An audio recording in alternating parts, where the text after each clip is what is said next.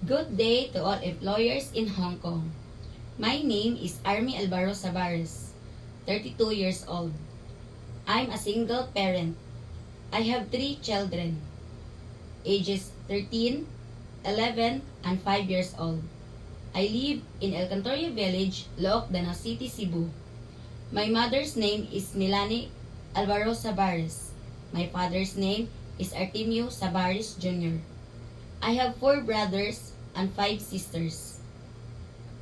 I'm a Roman Catholic. I'm a high school graduate. I work as a domestic worker in Saudi Arabia for 2 years and 11 months. I serve 7 members of the family, 4 adult, 1 child, 1 baby, and 1 elderly. My household chores in that family is cleaning, cooking, washing clothes, taking care of the baby, and preparing all the things that they need to make their life easy. Thank you and have a nice day.